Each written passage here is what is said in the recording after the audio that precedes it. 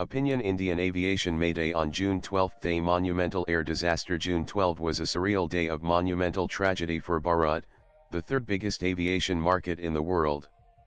It began with the Mayday call around 1339 hours from the cockpit of AI India Flight 171 en route from Ahmedabad Airport to the London Gatwick Airport, that within seconds turned into the first ever hull event pertaining to a Boeing 787 Dreamliner. Within seconds, India witnessed unfolding of a surreal monumental tragedy, the worst accident involving an Indian aircraft in India as well as the worst disaster on the ground unleashed by the lunchtime horror. I will return to the tragedy per se in a while. Before that I decode Mayday call and hull event. Nanan Mayday, formally adopted as International Radio Distress Call in 1927, was first introduced in the 1920s by Frederick Stanley Mockford, an officer at Croydon Airport in London, to replace the Morse code SOS for voice communication. Used in aviation and maritime communication to indicate most serious life-threatening emergency, it is a voice call, typically repeated 3 times: Mayday, Mayday, Mayday, alerting authorities to a situation where most immediate assistance is needed. While Mayday call is given from the cockpit, the most serious life-threatening emergencies, other signals like pan pan are used for less urgent situations. Once a Mayday call is made, ATC is supposed to give top priority to this distress call. What we know till now is that the Mayday distress call was the last communication from the pilot of the Air India Flight 171 at 1339 hours, after which all connections between the air traffic control and the cockpit of the plane was lost. Nanan, a hull event in aviation refers to an incident where an aircraft is either destroyed or damaged beyond economic repair.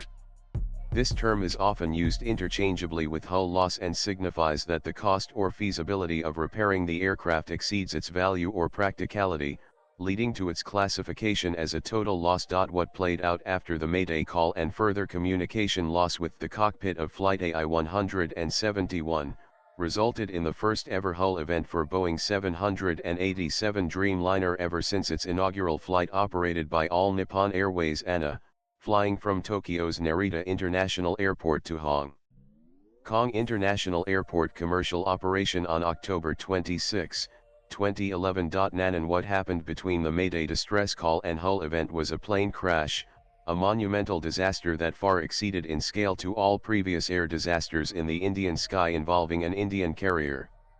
Within seconds of the Mayday distress call, after reaching a height of about 650 feet, the plane started sinking, i.e. it started losing height. In less than a minute after the takeoff, the plane crashed in Medhaninagar, which is 2 kilometers from the airport. Nanan, so catastrophic has been the scale of the latest air disaster at Ahmedabad that it dwarfs all air disasters in the Indian airspace involving an aircraft belonging to Indian airliners. Why do I say so? Here is my quick analysis. After independence, there have been 17 air crashes in the Indian airspace, killing altogether 1,758 persons. This includes 12 air crashes involving Indian airliners, with 1,152 deaths, and 5 air crashes involving foreign airliners involving 636 deaths. Total deaths in the latest Ahmedabad air crash on June 12 at 241 passengers and crew and 41 reported so far on the ground. The number may increase, is a towering 24.31% of all deaths in air crashes related to Indian airliners post-independence. The dead include Nanan. Quite clearly, this accident is much bigger in scale than the last biggest crash pertaining to an Indian airliner in India, a Boeing 746 Air India flight to Dubai that made fatal dive in the Arabian Sea, killing all 213. Also, considering all accidents related to an Indian airliner outside India and foreign airliners in the Indian air, the Ahmedabad air disaster stands very close to the following 2 so far considered worst. Nanan, here is the full horror story that played out at the doctor's mess of BJ Medical College, nearby residential buildings in the medical college and other nearby areas of the locality where the plane crash landed. Nanan, there are clearly 2 parts of AI 171 plane crash tragedy. 1, 241 aboard the aircraft who lost their lives and unspecified number of people on the ground who were burnt alive. died trapped under the debris of the aircraft or were severely burnt. It goes without saying that the June 12 air disaster has panned out as the worst in the history of Indian aviation in relation to the number of people died or severely injured on the ground. These hapless people died just because they got into the crossfire of the red ball that the plane turned into on crashing at the men's doctor mess of the medical college. Given the nature of the disaster, it is extremely difficult to specify with reasonable certainty the number of people who died on the ground, but the numbers so far available are between 30 agency reports and 39 Wikipedia. People who died on the ground or were injured on the ground in the aftermath of the crash include doctors, students, hospital staff, and residents from the Meghalaya area close to the airport. One such unfortunate death is of Akash Putney, 14, the shul-going son of a tea seller. His tea seller mother fights for life with severe burns in the same hospital in whose morgue the body of her son awaits post-mortem. Without a doubt, it is the worst ground-level disaster in an air accident in India. The previous worst ground fatalities were in the accident of Alliance Air Flight 7412, a Boeing 7372-A8 crashed in a residential estate on July 17, 2000 at Patna, in which apart from 55 people on board 5 on ground, 2, perished. Nanan. But even in such a mammoth tragedy, there was a surreal unheard-of miracle which one sees only in movies or reads in mystery books.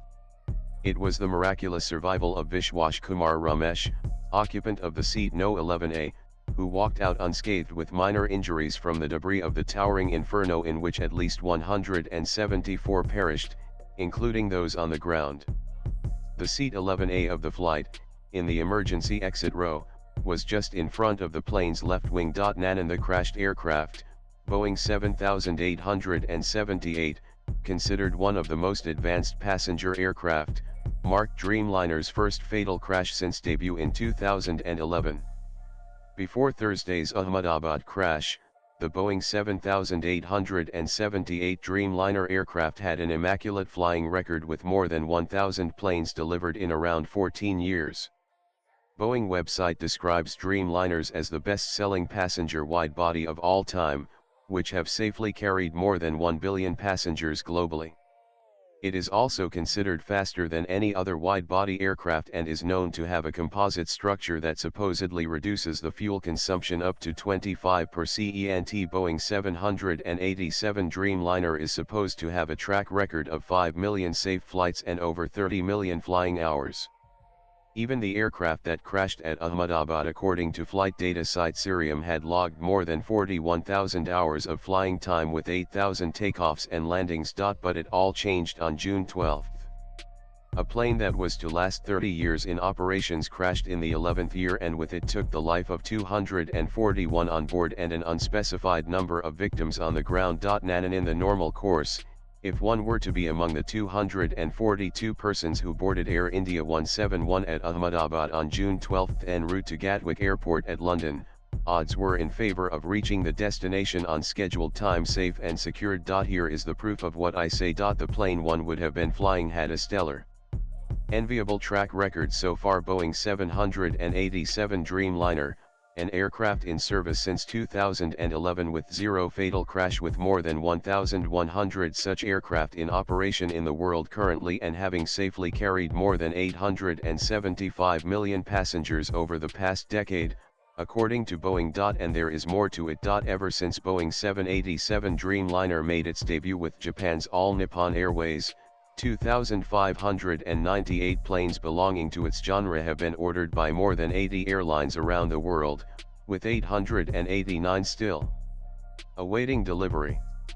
As per Boeing, the 787 Dreamliners have opened 180 such point-to-point routes, more than the 80 initially banked upon by various airlines. What about the AI-171 aircraft that created havoc on June 12? Even the aircraft in question, delivered to Air India in 2014, had since clocked at least 41,000 hours of flying time and just under 8,000 takeoffs and landings, according to Cirium, an aviation industry analytics firm. Nanan. But despite ultra-nano low probability, the Boeing 787 went down and created mayhem.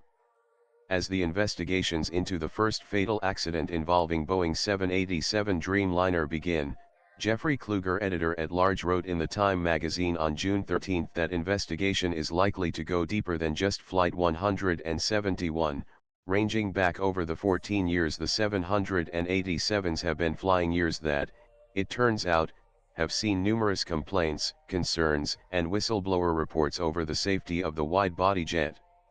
All of them are getting a second look today. Here is the litany of woes that has plagued Dreamliners from the outset. And so far, we know this much about the disaster. The Air India pilot of the London-Ahmedabad flight sent distress messages to Ahmedabad Air Traffic Control ATC before the crash. Messages like "thrust not achieved," "falling," and "Mayday" were sent by the Air India pilot as the flight crashed into a medical hostel minute within takeoff. The black box of the aircraft has been retrieved from the roof of the medical college hostel. Too many theories are being adduced on print, visual and social media regarding the probable causes of the accident by aviation experts and non-experts. I refuse to add one more voice beyond that in fatal aircraft accidents where the pilot is not alive to present his views. More often human error by the pilot is hastily declared as the reason of the accident. It is time to look beyond the obvious and time for the committee of experts, both as per the International Aviation Protocol as well as the high-level committee set up by Government of India, to do the deep dive and bring out what happened and report it transparently. I add here that Boeing President and CEO Kelly Ortberg has said in a statement, "Our deepest condolences go out to the loved ones of the passengers and crew on board Air India Flight 171, as well as everyone affected in Ahmedabad."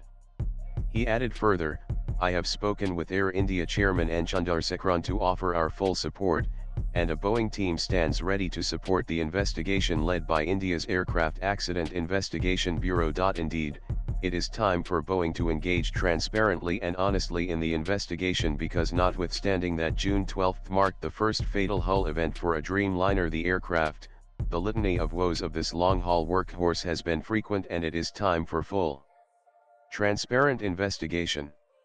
What is at stake is the safety of millions of passengers flying globally in more than 1,100 Boeing 787 Dreamliners. This is particularly important because one of the possible reasons of the crash being adduced by aviation experts is, did the electric failure Boeing 787 is more electric than any other aircraft cause both engines of the AI-171 to fail as Boeing replaced the conventional pneumatic and hydraulic system by electric systems to make the aircraft lighter to save fuel and maintenance cost. There is no consensus among experts, and there will not be any time soon, and a detailed investigation, like never before, with all stakeholders working transparently in tandem, is the requirement of the day. Fortunately, both cockpit voice recorder and flight data recorder have been retrieved, and it might provide some clue. Loss of a plane could bring hardship to the airlines and reputational loss to the aircraft manufacturers, but as the grieving families who lost their near ones in the AI-171 would attest, their humongous loss is irreparable. Even for those who are not directly impacted by the accident, it is thumbs down for air travel, the safest mode of travel. Nanan Tata Sons chairman N. Chandrasekaran has called the accident as the worst moment, the darkest day in the history of the Tata Group. And true to the spirit of Tata Way, he has already announced Rs 1 crore compensation not only to the kin of every one of the 241 killed in the accident on board the aircraft, but have also extended the same Rs 1 crore compensation to even those on ground. The compensation announced by Chandrasekaran is over and above the proceeds of the insurance claim to passengers.